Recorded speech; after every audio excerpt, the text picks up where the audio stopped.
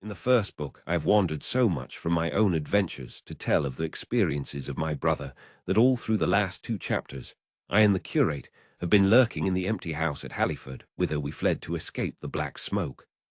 There I will resume. We stopped there all Sunday night, and all the next day, the day of the panic, in a little island of daylight, cut off by the black smoke from the rest of the world. We could do nothing but wait in aching inactivity during those 2 weary days. My mind was occupied by anxiety for my wife. I figured her at Leatherhead, terrified, in danger, mourning me already as a dead man. I paced the rooms and cried aloud when I thought of how I was cut off from her, of all that might happen to her in my absence. My cousin, I knew, was brave enough for any emergency, but he was not the sort of man to realize danger quickly, to rise promptly. What was needed now was not bravery, but circumspection. My only consolation was to believe that the Martians were moving Londonward and away from her.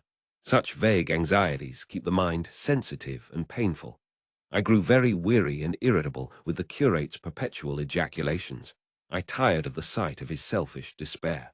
After some ineffectual remonstrance, I kept away from him, staying in a room, evidently a children's schoolroom, containing globes, forms, and copybooks.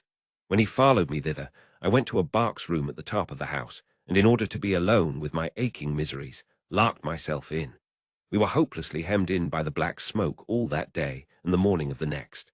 There were signs of people in the next house on Sunday evening, a face at a window and moving lights, and later the slamming of a door. But I do not know who these people were, nor what became of them. We saw nothing of them next day. The black smoke drifted slowly riverward all through Monday morning, creeping nearer and nearer to us, driving at last along the roadway outside the house that hid us. A Martian came across the fields about midday, laying the stuff with a jet of superheated steam that hissed against the walls, smashed all the windows it touched, and scalded the curate's hand as he fled out of the front room. When at last we crept across the sodden rooms and looked out again, the country northward was as though a black snowstorm had passed over it. Looking towards the river, we were astonished to see an unaccountable redness mingling with the black of the scorched meadows. For a time we did not see how this change affected our position, save that we were relieved of our fear of the black smoke. But later I perceived that we were no longer hemmed in, that now we might get away. So soon as I realized that the way of escape was open, my dream of action returned. But the curate was lethargic, unreasonable. "We are safe here," he repeated, "safe here." I resolved to leave him, would that I had.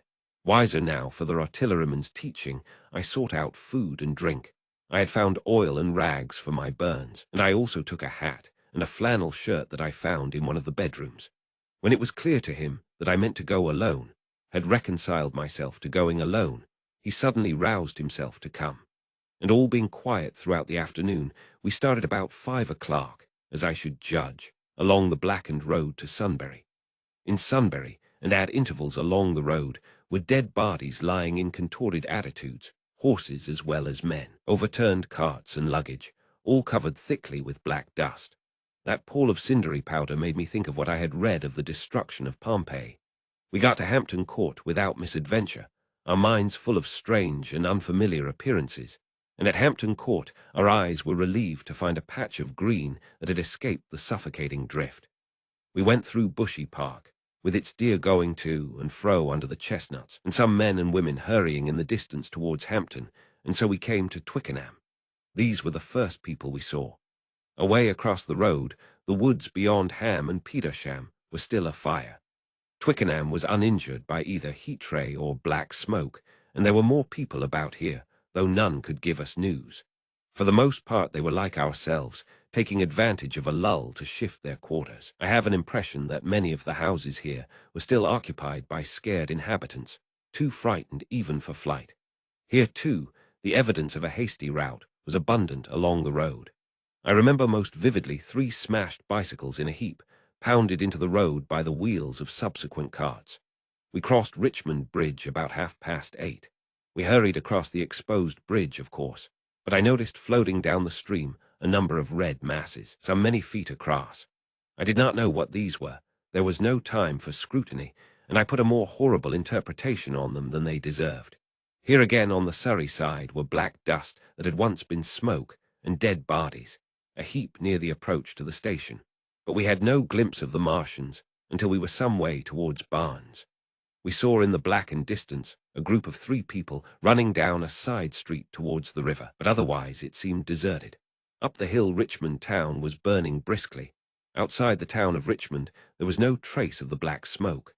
Then suddenly, as we approached Kew, came a number of people running, and the upperworks of a Martian fighting machine loomed in sight over the housetops, not 100 yards away from us. We stood aghast at our danger, and had the Martian looked down we must immediately have perished. We were so terrified that we dared not go on, but turned aside and hid in a shed in a garden. There the curate crouched, weeping silently and refusing to stir again. But my fixed idea of reaching Leatherhead would not let me rest, and in the twilight I ventured out again. I went through a shrubbery and along a passage beside a big house standing in its own grounds, and so emerged upon the road towards Kew. The curate I left in the shed, but he came hurrying after me. That second start was the most foolhardy thing I ever did, for it was manifest the Martians were about us. No sooner had the curate overtaken me than we saw either the fighting machine we had seen before or another, far away across the meadows, in the direction of Kew Lodge.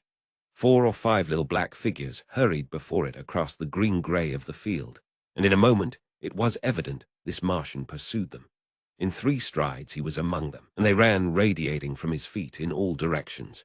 He used no heat ray to destroy them, but picked them up one by one. Apparently he tossed them into the great metallic carrier which projected behind him, much as a workman's basket hangs over his shoulder.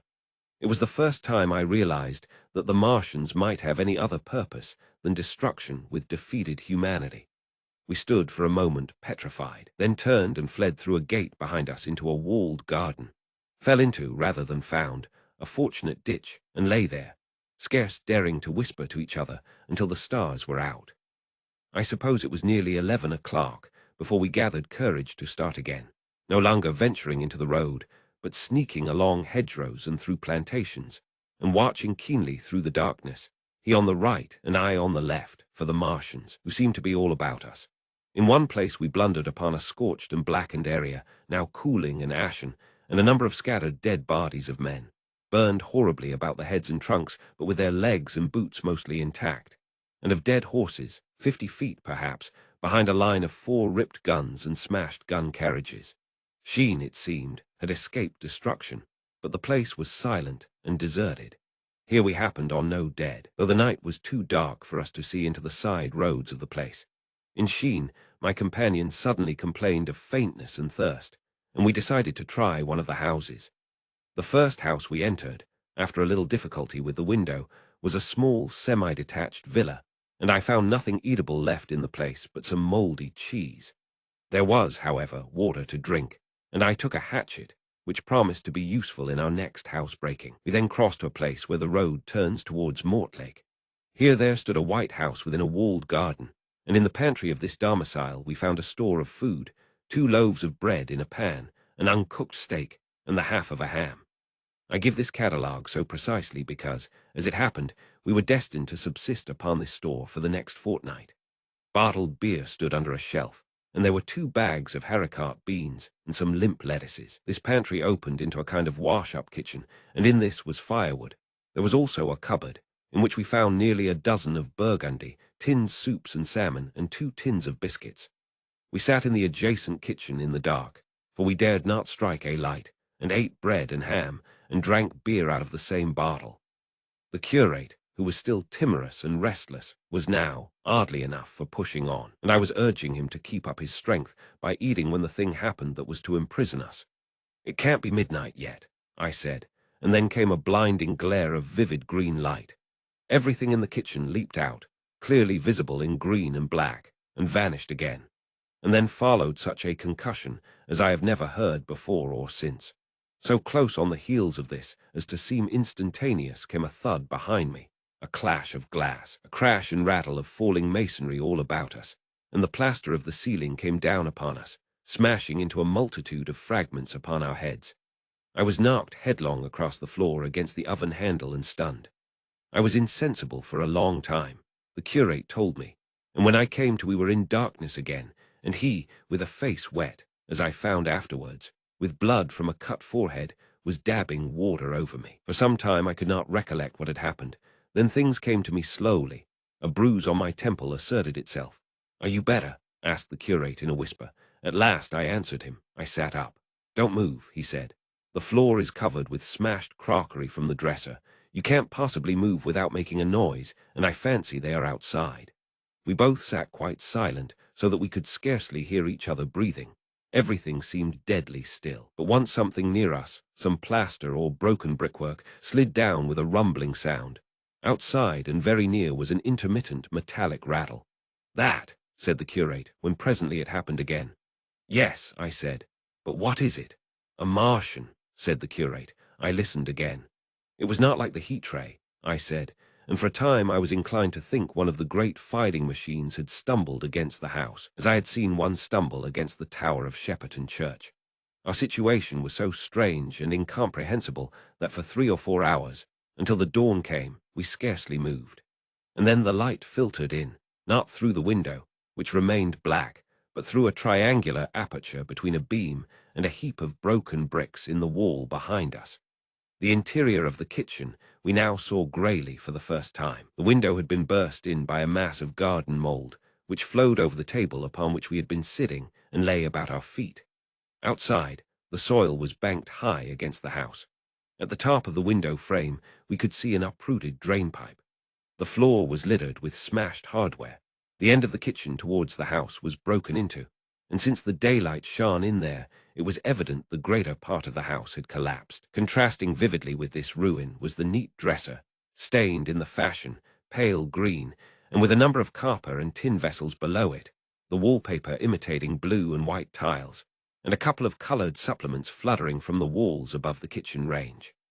As the dawn grew clearer, we saw through the gap in the wall the body of a Martian, standing sentinel, I suppose, over the still glowing cylinder. The sight of that, we crawled as circumspectly as possible out of the twilight of the kitchen into the darkness of the scullery. Abruptly, the right interpretation dawned upon my mind. "The fifth cylinder," I whispered, "the fifth shot from Mars, has struck this house and buried us under the ruins." For a time the curate was silent, and then he whispered, "God have mercy upon us." I heard him presently whimpering to himself.